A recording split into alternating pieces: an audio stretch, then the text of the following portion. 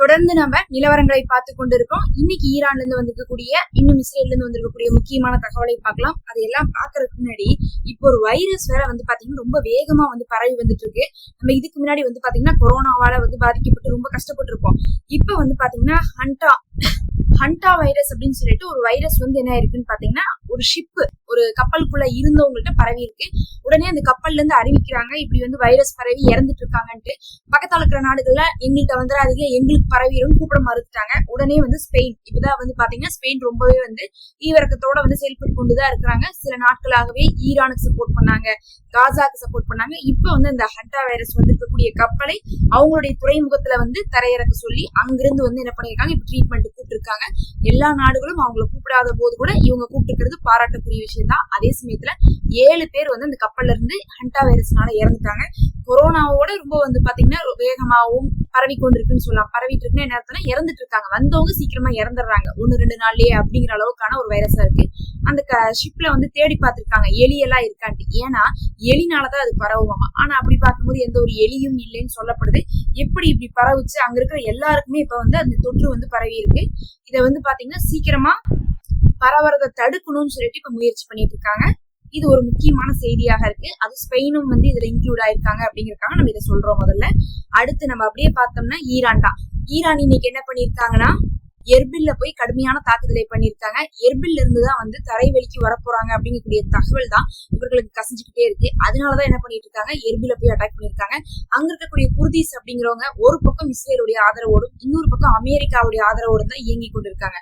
அப்ப குர்தீஸ் அடிக்கிறது அப்படிங்கிறது இஸ்ரேலையும் அமெரிக்காவும் பகைச்சுக்கிறதுக்கு சமந்தான். இதுக்கு முன்னாடி கூட பாத்தீங்கன்னா குர்தீஸ் மக்களை அடித்த போது இஸ்ரேல் என்ன பண்ணாங்க, சண்டைக்கு வந்தாங்க. அங்க இருக்கக்கூடிய சிரியால என்ன பண்ணாங்க, தாக்குதல்லாம் பண்ணியிருந்தாங்க ஒரு 6 மாசத்துக்கு முன்னாடி. அப்ப என்ன சொன்னாங்கன்னா குர்தீஸை நாங்க எங்களோடு இணைத்துக் கொள்ள போறோம் அப்படிங்கிற மாதிரி சொல்லிட்டு இருந்தாங்க இஸ்ரேல். அதாவது சிரியாவில் இருக்கக்கூடிய ஒரு பகுதியை ஃபுல்லா என்ன பண்ண போறாங்க, சிரியா ஈராக்ல இருக்கக்கூடிய பகுதியெல்லாம் என்ன பண்ண போறாங்க, அப்படியே இஸ்ரேல் கூட இணைத்துக் கொள்ள போறோம்ன்றாங்க. அந்த மக்களும் பாத்தீங்கன்னா எங்களை இஸ்ரேலோட சேர்த்து விட்டுருங்க, எங்களுக்கு அவங்கதான் சேஃப்டி அப்படின்னு சொல்லிட்டு இருந்தாங்க. அதனால பார்க்கும்போது இப்ப இங்க அடிச்சது அப்படிங்கிறது இஸ்ரேலையும் அமெரிக்காவையும் கட்டுப்படுத்துறதுக்காக செய்த ஒரு தாக்குதலா தான் பார்க்கப்படுது. அதுலயும் ஈரான் தரைவழிக்கு வந்துருவாங்களோ அப்படிங்கக்கூடிய ஒரு அச்சத்துலதான் என்ன பண்றாங்க, அடிச்சிட்டு இருக்காங்க. அந்த ராணுவத்தவே தொடர்ச்சியாக குறி வச்சு அடிச்சிட்டு இருக்காங்க. போர் நின்று இருக்குது, சமாதானம் போயிட்டு இருக்குன்னு சொல்றாங்க. ஆனா அந்த சமயத்துல கூட ஈரான் இப்படி ஒரு தாக்குதலை இஸ்ரேலுக்கும் அமெரிக்காவுக்கும் எதிர்த்து எர்பில்ல செஞ்சிருக்காங்க. மறுபக்கம் பாத்தீங்கன்னா இஸ்ரேல் என்ன பண்ணிருக்காங்க, இன்னைக்கும் லெபனான்ல தரைவழியில முன்னேறி பார்த்திருக்காங்க. உடனே என்ன பண்ணிருக்காங்க, லெபனானுடைய போராளி குழுக்கள் செய்த தாக்குதல்ல இஸ்ரேலுடைய 3 கவச வாகனங்களை இழந்திருக்காங்க. அந்த வீடியோக்களை இப்போது லெபனானுடைய போராளிகள் வெளியிட்டு இருக்காங்க. அது இல்லாம என்ன பண்ணிருக்காங்க, லெபனான் மேல வான் தாக்குதலும் ஒரு சில இடங்கள்ல பண்ணிருக்காங்க. மக்களை காலி பண்ண சொல்லியிருக்காங்க. அப்படி பார்க்கும்போது சமாதானம் நின்று இருக்கு. லெபனானுக்கும் இஸ்ரேலுக்கும் நடுவில் இப்ப போர் நிறுத்தம் வந்திருக்கக்கூடிய நேரத்துல கூட இந்த மாதிரியான காரியங்கள் நடந்துட்டு இருக்கு. அப்ப போர் நிறுத்தம் இருக்கும்போது கூட இப்படியான விஷயங்கள் போயிட்டு இருக்கு. லெபனான்ல தாக்குதல் செய்யறதுனாலதான் என்ன பண்ணிட்டு இருக்காங்க, ஈரான்ல இருந்து பேச்சுவார்த்தைக்கு வரமாட்டேன்னு சொல்றாங்க. முதல்ல அங்க போரை நிறுத்திட்டு வாங்க, அப்பதான் நாங்க பேசுவோம்னு சொல்லிட்டு இருக்காங்க. அப்ப எங்கிருந்து இதுல சமாதானம் வரப்போகுதுன்னு தெரியல. இதுக்கு நடுவுல பார்த்தா ட்ரம்ப் என்ன பண்ணிட்டு இருக்காரு, சமாதானம் வந்துருச்சு நாங்க நம்புறோம் அப்படின்னு சொல்லி அவர் என்ன பண்ணிட்டாரு, ட்வீட் போட்டுட்டார். காலையிலேயே போட்டுட்டாரு. உடனே பாத்தீங்கன்னா $125 தாண்டி இருந்த எண்ணெய் விலை $100 வந்துருச்சு. இவங்க சொல்ற பொய்யை எப்படிதான் நம்பி அங்க இருக்கக்கூடிய விலையை குறைக்கிறாங்க ஏத்துறாங்கன்னே தெரியல. ஏன்னா பாகிஸ்தானும் அமெரிக்காவும் மாத்தி மாத்தி போய் பேசுறாங்க. ஈரான் இதுவரை நாங்க அமெரிக்காவுடைய கோரிக்கையை ஒத்துக்கிறோம், யுரேனியம் குடுக்கறோம்னு எந்த இடத்துலயும் சொல்லல. ஆனா அமெரிக்கா என்ன சொல்றாங்க, யுரேனியம் குடுக்கறதுக்கு கூட முடிவு பண்ணிட்டாங்க ஈரானு அப்படின்னு சொல்லிட்டு அவங்களே அறிவிச்சிருக்காங்க. அறிவிச்சதை தொடர்ந்துதான் இப்படி என்ன இருக்கு, $25 மேல ஒரே நொடியில டக்குன்னு ஃபால் ஆயிருக்குது. இப்படி விலைவாசி ஏத்தி இறக்கியே என்ன பண்றாங்க, மாத்தி மாத்தி பொய்யான அறிவுகளை தெரிந்து கொள்றாங்க. இதுக்கு போருக்கு சம்பந்தம் இருக்கானே சந்தேகமா இருக்கு. போர் நிறுத்தத்தை கொண்டு வராங்க இல்லையோ, போர் நடந்துட்டு இருக்கும்போதே நிறுத்த போதுன்னு சொல்லியே விலைவாசியில மாற்றத்தை கொண்டு வராங்க.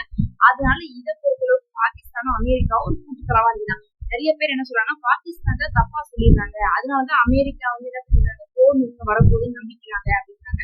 ஆனா பார்க்க போனா அப்படி கிடையாது. அமெரிக்கா நீ சொல்லுன்னு சொல்லி என்ன பண்ணிடுறாங்க, இவங்க மூலமா பாகிஸ்தான் மூலமா பழிய போட்டுறாங்க. பாகிஸ்தான் கேக்குறாங்க, கெஞ்சுறாங்க, ஹார்மோஸ் வெளியே வர சொன்னாங்க, பாகிஸ்தான் சொன்னனாலதான் நாங்க கேட்கிறோம் அப்படிங்கிற மாதிரி பாகிஸ்தான் மேல பழிய போட்டு அமெரிக்கா தோல்வி விட்டதை மறைத்து கொண்டிருக்கிறாங்க. ஆனா இன்னைக்கு கூட பாத்தீங்கன்னா 365 நாளா எங்களுடைய போர் கப்பல் ஹார்மோஸ் நின்றுட்டே இருந்துச்சு, இப்ப நாங்க என்ன பண்றோம், அதை பின்வாங்கி கொள்றோம்னு சொல்லியிருக்காங்க. அதுக்கு காரணம் என்னன்னு கேட்டா 316 நாள் நின்றுச்சாமா.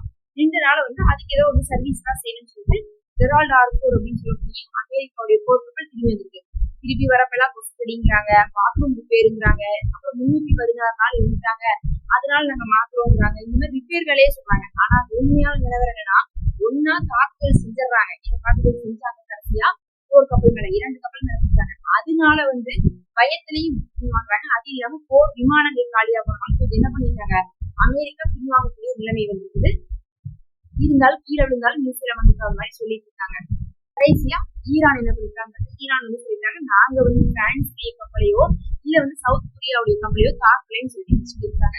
ஆனா பிரான்ஸுடைய கப்பலையும் சவுத் கொரியாவுடைய கப்பலையும் ரீசெண்டா 2 நாளைக்கு முன்னாடி யாரோ இருக்காங்க காட்டின போது அது ஈரானா தான் இருக்குன்னு எல்லாரும் சொன்னாங்க. ஏன்னா அவங்க எல்லாம் தான் வந்து என்ன பண்ணிட்டு இருந்தாங்க, யுஏஇயோட வந்து நாங்க தொடர்பு வைக்க போறோம், அவங்க கூட வந்து நாங்க பிசினஸ் பண்ண போறோம்னு சொல்லி கிளம்பி போறாங்க. அவங்க போட்டு என்ன பண்ணிருந்தாங்க, அடிச்சிருந்தாங்க. ஆனா இன்னைக்கு வந்து பாத்தீங்கன்னா ஈரான் நாங்க அடிக்கலன்னு சொல்லி மறுத்திருக்காங்க. யுஏஇ வந்து என்ன பண்ணிருக்காங்கன்னா ஈரான் தான் அடிச்சாங்கன்னு சொல்லி, அப்புறம் நாங்க யார் கூட வந்து பாத்தீங்கன்னா தொடர்பு வச்சிருக்கோம், பிசினஸ் பண்ணணும் அப்படிங்கறத பத்தி நீங்க சொல்லாதீங்க ஈரான் அப்படின்னு சொல்லிட்டு வான் பண்ணிருக்காங்க. ஏன்னா நேற்று வந்து ஈரான் சொல்லியிருந்தாங்க, யுஏஇ மட்டும் இந்த தடவை வந்து அமெரிக்காவுடைய பேச்சு கேட்டுட்டு அதுக்கு அவங்களுக்காக வந்து ஹார்மோஸ்ல நீங்க காசு கட்டாம போய் வந்து பொருட்கள் எல்லாம் எடுத்துட்டு போறீங்கன்னு சொல்லி தான் நாங்க அடிப்போம்னு சொல்லியிருக்காங்க. அதனால வந்து இன்னைக்கு யுஏஇ பதிலுக்கு என்ன சொல்லிட்டோம்னா, நாங்க யார்கிட்ட வேணா வந்து பிசினஸ் வச்சுப்போம், நாங்க வந்து பிரான்ஸ் கப்பலும் இது பண்ணுவோம், அதுக்கு சவுத் கொரியாவுடைய கப்பலும் கூட நாங்க என்ன பண்ணுவோம், கொடுப்போம், வர வாங்குவோம். நீங்க யார் அதை சொல்றது, எங்களுக்கு என்ன செலவு இருக்கும் உங்களுக்கு தெரியுமா, எங்களுக்கு நீங்க என்ன நினைச்சிட்டு இருக்கீங்க, நீங்க எங்களுக்கு கட்ட எழுவதே தவறுன்னு சொல்லிட்டு இன்னைக்கு யுஏஇ கொஞ்சம் கொந்தளிச்சு என்ன பண்ணிருக்காங்க, தட்டி வச்சிருக்காங்க. கடைசியா இன்னைக்கு பெசக்சியான் அவர்கள் என்ன சொல்றாங்கன்னா, நம்ம நாட்டுல வந்து மக்கள்லாம் வந்து ரொம்ப வந்து வறுமையில வந்து கஷ்டப்படுறாங்க, இங்க வந்து நிறைய பஞ்சம் வந்துருச்சு, இதெல்லாம் கொஞ்சம் கன்சிடர் பண்ணணும் நம்ம போர் நிறுத்தத்தின் போது அப்படின்னு சொல்லியிருக்காரு. இவர் என்னமோ வந்து கொஞ்சம் சமாதான குறியதான் காட்டிட்டு இருக்காரு. ஆனா ஐஆர்ஜிசி வந்து பாத்தீங்கன்னா சண்டை தான் போட்டுட்டு இருக்காங்க. இவர் சொல்றதெல்லாம் பார்க்கும் போது போரை நிறுத்திடலாமா, நம்ம சமாதானத்துக்கு போயிடலாமா அப்படிங்கிற மாதிரி இருக்குது. அதே வந்து ஐஆர்ஜிசி சொல்லும் போது சமாதானத்துக்குலாம் வர முடியாது, நாங்க வந்து அணு ஆயுதம் தயாரிச்சுதான் தீர்வோம், நீ யார் எங்களை தயாரிக்க கூடாதுன்னு சொல்றதுக்கு அப்படிங்கிற மாதிரி அவங்க அடிச்சுட்டு இருக்காங்க. இப்ப உள்நாட்டுக்குள்ளேயே அங்க 2 பக்கமா பிரிஞ்சிருக்கிறாங்க, நல்லாவே தெரியுது. ஆயத்துல்லா கொமேனி அவர்களுக்கு பின்னாடி வந்து பாத்தீங்கன்னா ஒரு சின்ன சிரமங்கள் இருந்து கொண்டுதான் இருக்கு. இதுல வேற இந்த முஜ்தபா கொமேனி அவர்கள் இல்லவே இல்லைன்னு சொல்லிட்டு நிறைய பேர் அடிச்சு சத்தியம் பண்றாங்க. ஏன்னா வந்து அந்த தாக்குதல் நடந்த போது அவர் காப்பாற்றப்பட்டாரு, அப்ப வந்து அவர் காலில் அடிபட்டுருந்துச்சு, அவரு தான் அடுத்த தலைவர்லாம் அறிவிச்சுட்டாங்க. ஏன்னா வந்து உயிரோட இருந்தாதான் அப்படி அறிவிப்பாங்க, இல்லாட்டா அறிவிக்க மாட்டாங்க. அதுக்கு பின்னாடி அவர் வந்து ட்ரீட்மெண்ட் செஞ்சுட்டு இருந்தாரு. அவருக்கு ஆப்ரேஷன் பண்ணதே பெசக்சியான் அவர்கள் தான். பெசக்சியான் அவர்கள் ஒரு டாக்டர், அவர் வந்து பாத்தீங்கன்னா அறுவை சிகிச்சை எல்லாம் பண்ணக்கூடியவர் தான். அதனால வந்து இவரே வந்து என்ன பண்ணிட்டாரு, பிரைம் மினிஸ்டரே வந்து என்ன பண்ணிட்டாரு, ஆப்ரேஷன் பண்ணி விட்டாருன்னு பேசினாங்க. அப்புறம் வந்து பார்க்கும்போது இல்ல, அந்த உடம்பு சிராம இருந்த முஸ்தபா கொமேனி அவர்கள் இறந்துட்டாங்கன்னு வேற என்ன பண்றாங்க, பொருளை கிளப்புறாங்க. ஆனா அப்பப்ப ஐஆர்ஜிசியை பொறுத்தளவுக்கு அவர் உயிரோட இருப்பதாகவும் அதற்கான தகவலை சொல்லிக் கொண்டேதான் அவங்க இருக்கிறாங்க. இருந்தாலும் பெசக்சியான் அவர்கள் வந்து பாத்தீங்கன்னா சமாதானத்தை விரும்புறாரு. முஸ்தபா கொமேனி அவர்கள் வந்து சண்டையை தான் வந்து ஆதரிக்கிறாரு, ஆனா இவங்க வந்து சமாதானத்தை விரும்புறாங்க. ஏன்னா மக்கள் எல்லாம் இப்ப கஷ்டப்படுறாங்க அப்படிங்கிற மாதிரி பெசக்சியான் அவர்கள் சொல்றாங்க.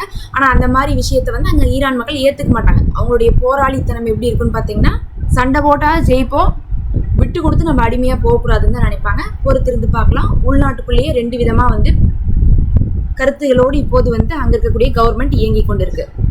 இதெல்லாம் தான் இப்ப வந்து முக்கியமான தகவல்.